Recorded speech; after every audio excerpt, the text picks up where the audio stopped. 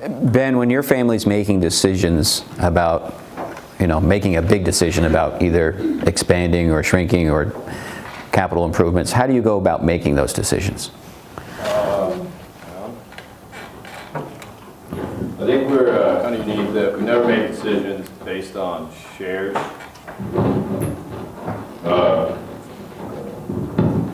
We kind of always act with an equal voice.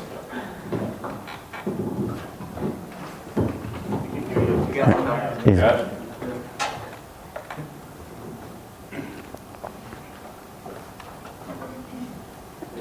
All right.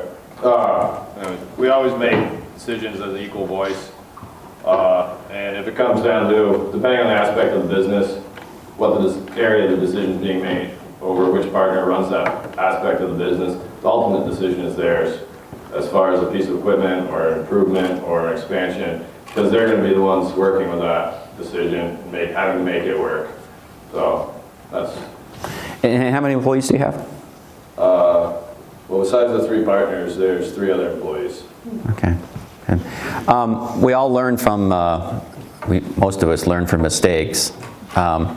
What mistakes did you learn along the way? And maybe, Charles, you could tackle that.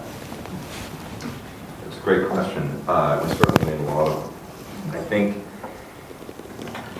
probably most of our mistakes were around branding, marketing, probably. Looking back, it's easy to see them. At the time, you never know you're making, until you see the consequences, you don't necessarily know it's a mistake.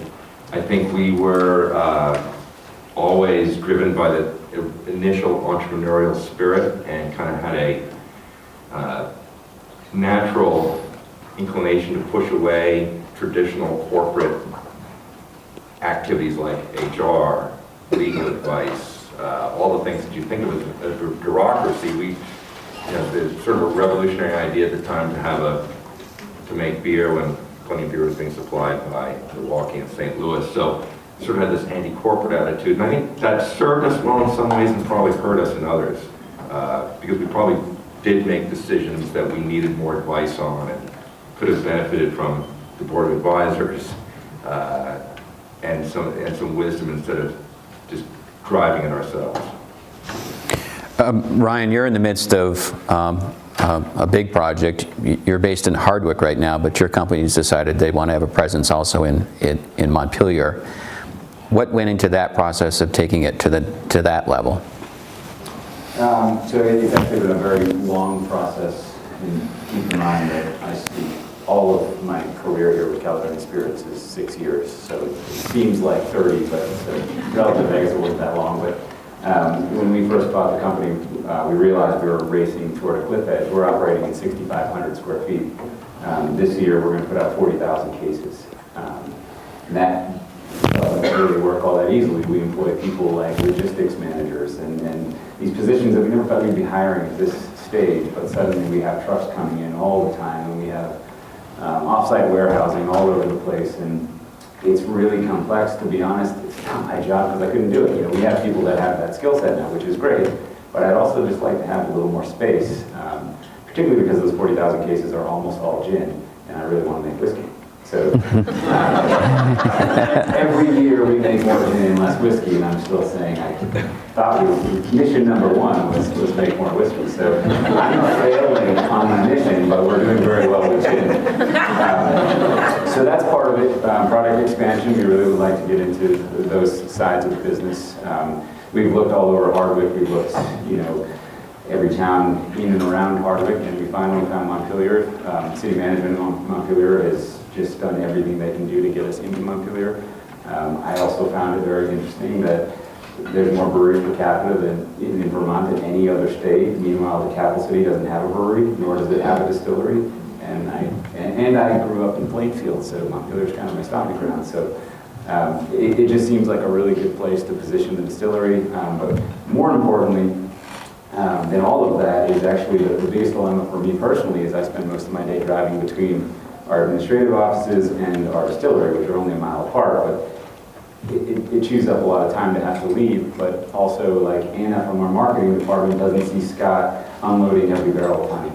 And I think those two things are really important. I think your marketing department has to be close to your production, because in the day and age of social media, you're losing. You know, if your marketing people are up in the office and your distillers are hard at work, not paying attention to the beautiful complexity of the crushed juniper post-distillation, social media loves that photo. Scott doesn't care to take that photo. He's taking it plenty. He really just wants to get the job done. So we just want to be under one roof. And if we get everybody under one roof, I think we're going to be more successful. Lisa, when you go to the bank, how should someone prepare to go to a bank?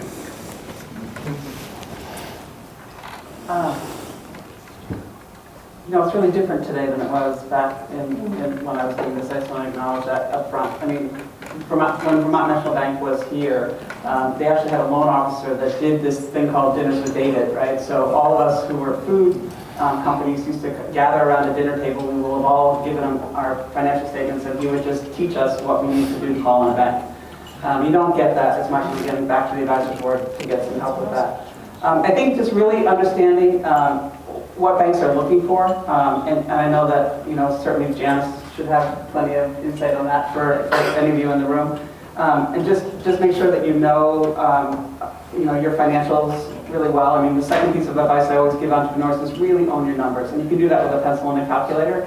To really understand your balance sheet and how it works, how cash flow works, how the fact that when you're profitable and growing quickly, you actually are in trouble on your balance sheet, and really understand how those things work, like if you're growing really quickly and you're burning cash, how that all plays through. But I think the core piece of advice is to really own your numbers, and to have a story to tell about where you're going. And so those two things I think are still critical in calling out banks. I think that the banking world, just like, you know, I was complaining about all my customers consolidating, we have the same thing in the banking world. And it's a little bit more difficult. And one of the things I do recommend, at least down in my neck of the woods, and I don't know the banks up here, but there's some local banks that are doing some really great work, especially for young company entrepreneurs. And so, you know, Bradford Savings and Loan down in my neck of the woods is doing some good work. And so just trying to, and I would still say it's all about relationships. So just trying to create good relationships with your loan officer. And going back to the advisors, how did you go about choosing those, and how often do you interact with them? Is it? Yeah, so I would treat them just like a board of directors. And so don't be afraid to ask people. You'll be surprised how many of us say yes, because we know what it's like, and we like to give back and to help budding entrepreneurs. And so we would meet quarterly. I recommend paying people. At first we were paying them $100 a meeting. Later we were paying much more, but I mean, just, you know, if you pay attention. I mean, that's the core thing about entrepreneurs. If you're not paying, you don't really pay attention in the same way.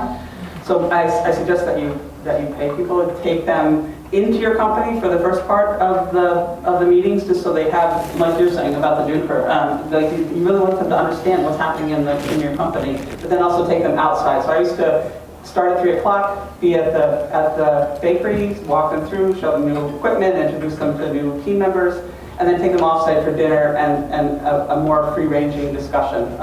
So just treat it like a regular board meeting, but they don't have the same legal responsibilities for it, and you just get a chance to, I mean, it's a place for an entrepreneur to like laugh and cry and scream and do whatever you need to do to get some help, because it's pretty lonely. I know we say this all the time, and it's kind of a cliche that it's lonely, but it is lonely, especially if you don't have business partners to help you through this stuff, and this is a place that you can actually get some help to think through your stuff and to deal with your emotions. And, you know, people treat entrepreneurs, at least, you know, in my experience, especially as you get bigger, like you're not really human.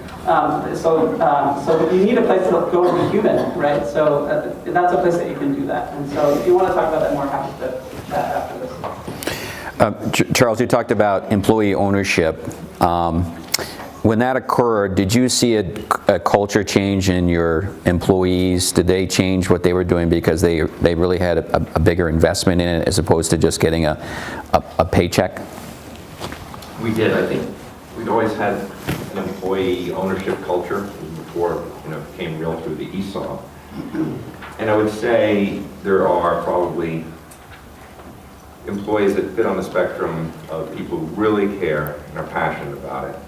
And, you know, it's a crusade, and they really carry the water for it.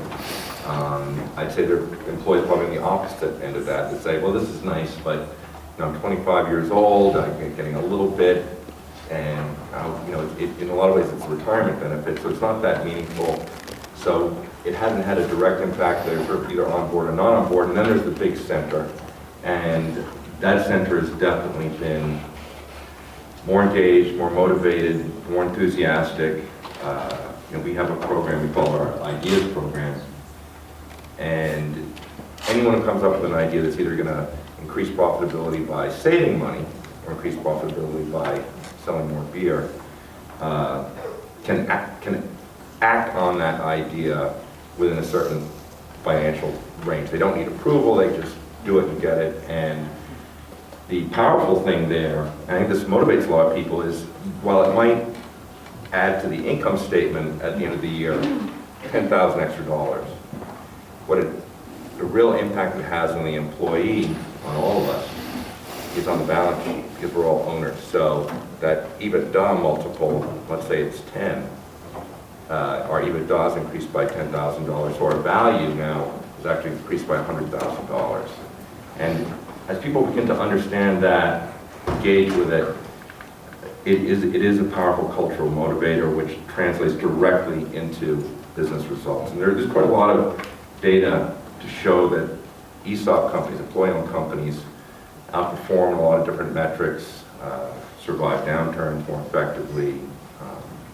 So it's borne out in the numbers. Allison, at what point, was there any point in your career that you decided, okay, this really isn't worth it? It's like, we just need to move on, and I really need to do something else, and I want a 9-to-5 job or something like that. You mean as a business owner? Yeah. No. I love the business. When we were starting out, it was really hard, and we had bank loans and we had debt service, and we really didn't have a choice but to figure it out and keep moving forward. And to have been a pioneer in the artisan cheese world in the United States was a pretty awesome place to be. And we really kind of set the agenda for our industry nationally, and I'm just incredibly proud of what we were able to accomplish with very little resources and just a lot of grit, I guess.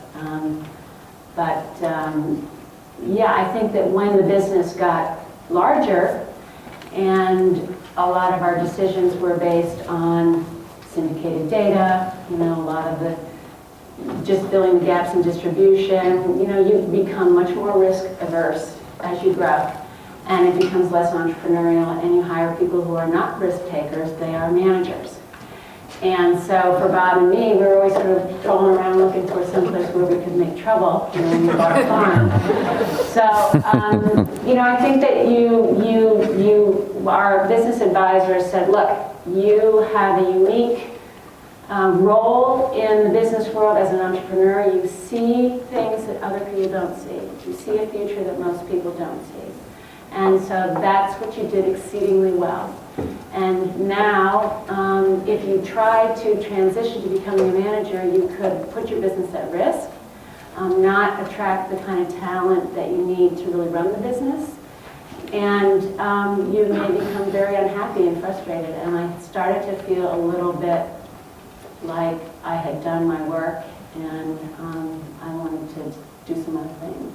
So that's not how you feel when you start the process, and that's an important point to make, because when you start the process, say, yeah, I love this, I'm here forever, I totally have this, and then as you start to peel off the layers and look at things and look at what's going on around you, you don't live in a bubble.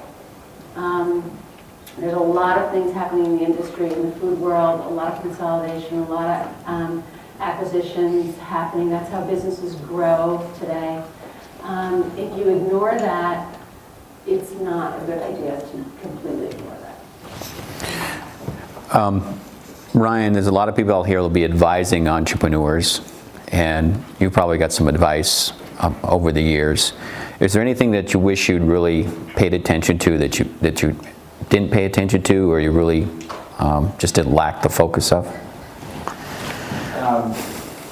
One of the greatest kind of educational experiences I've had is, one, just bringing on experienced consultants, but take that with a grain of salt, because sometimes you hire a consultant and you say, oh great, I have the experts, it's going to be really easy now. Say you bring on a branding consultant, they're going to help you, establish your brand and clarify your message. That means that you have to work 5 times harder side by side with that consultant. So don't bring on a consultant for branding while you bring on a consultant for distillation at the same time, because you're going to be torn in 2 different directions. But that said, I mean, I've met some really great and some awful consultants, but make sure you have that. First off, bring those people on board. Check them out. Check their credentials, but bring them on board. Make sure you have the time to work with them. Because I failed at that, and I've also been successful at that. And that's where the knowledge is. But if you can't absorb that knowledge, you're not really going to ever put it to market. Ben, you're in a business where you're at the mercy of a lot of things that are out of your control, the federal milk pricing system, the ups and downs of that. How does your family manage that? And when do you invest and determine not to invest or pull back? I invest in the opportunity I have. One of the things we did is when I started buying into the company years ago, we realized the harder I worked, the more the stock was worth, and it stayed just out of reach all the time, it seemed like. So we sat down, we addressed this, and we set a set stock price for me from the time I started buying in. And that kind of compensates for sweat equity in the business that I'm putting into it to make it more successful. And yeah, at the end of years, when we do have profitable years, we do profit sharing. A lot of that big chunk of money I get, it touches my fingers. It goes right back to my father and uncle in exchange for shares in the business. It also helps that they're more than willing to sell. We're all on the same page, because if they know if they want to retire it at some point, they need to get rid of it. And is there an 8th generation in the works here? There is an 8th generation. They're home right now. But hopefully working. Well, they're small. My parents never pushed any of us children into the business. They always said, it's something you want to do, great. If not, we can sell it to anybody. You were a complete stranger. And I guess I'd take the same approach to my children. Was there any consideration of bringing someone outside the family into or maybe it occurs now, I don't know. It's come up before. When I started buying in, we had to change some of the bylaws of the corporation of who could buy in and what the requirements were to buy into the company. And we said, not just for me, but I have cousins who are about 10 years younger than me, who at some point might be interested, or if they weren't an employee that wasn't a non-family relative or employee, we kind of set it up, those requirements, so it would work for that option also. You're all in the food business, and the food business goes through, there's always a new product that someone wants, or a new fad, or a new phase, or whatever. How do you manage that, Charles, with people wanting, do you have a system where you have to roll out something new every year, or every other year, or product development? We manage it internally, and most of it's driven by our own R&D, for lack of a better word. There's sort of 2 ways to do it in the broadest terms. You make observations about what's happening in the marketplace around you and copy that or learn from that. Most of what we do is internally driven. We have a group called N5, and each of those letters stand for something as an acronym. I can't remember what that acronym is. But people from different parts of the company, we get together every month and taste beers from home brews that we've all made, from our pilot system. We have a small 10-barrel brewery that we use for non-commercial batches. And then we just talk about it. And that really is the engine for innovation. It's really important to us because we're in a dynamic marketplace for beer right now. There's tons of exploration and experimentation, so it's innovate or become irrelevant, really important. And what day of the week do we sign up for that taste testing? And I wonder, do you bring people out from regular folk and just taste and see it? Well, we do. So there's two types of beer tasting. There's sort of the technical type, and as appealing as, everyone sort of makes jokes, but I don't want to be a beer taster. Well, it happens really early in the morning. And it's sort of stressful because it's the last step before we actually package the beer. And we would really be at fault if we found that the beer was unsuitable at that point, because a lot of other quality control takes place before them. But you can't have any coffee, you can't have any Fruit Loops, Captain Crunch. Your palate's got to be sullied at that point, and you're No nachos, you can't have nachos. It's stressful. So the other fun part, though, is we have, at both of our breweries, we've got tap rooms, and we love to talk to people who come and drink beer about their reaction to our beers and what they're interested in. So there's that less formal, more qualitative side of beer tasting that's important to us as well. Allison, you have numerous products that have evolved over the years. Do you take those to your investors and say, we want to do this, or your banker, or your staff? Absolutely not. And why? Because, okay, imagine going to the bank in 1984 with Ray Gray in Vermont Randolph National, sorry, and telling them we're going to start a goat cheese business. He's like, really? Like, who eats that? Like, oh, nobody, but they're going to love it. And he's like, well, where are we going to get milk? I said, oh, don't worry about that. Farms are going to make milk for us. I mean, their investors don't want you to do risky things with their money. And, they were not sophisticated investors. These were friends and family. So they were like, we support you. We know we're never going to see this money again.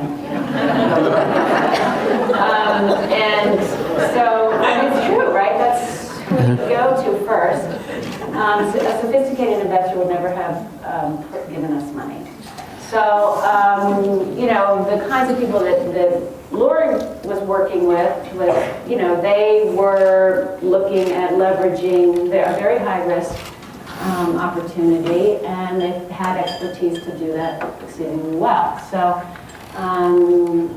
our innovation really comes from what we see in the marketplace, what we know how to do, and what we love to do, and what we love to eat. And that was really the premise of the original product line, is that I love this butter, I love these cheeses that I made in France, and I thought, God damn it, Americans are going to eat this stuff, and we're going to get that going. So, and it just believing in what you love to do and eat. And I think that entrepreneurs have to love their products, or they can't be successful.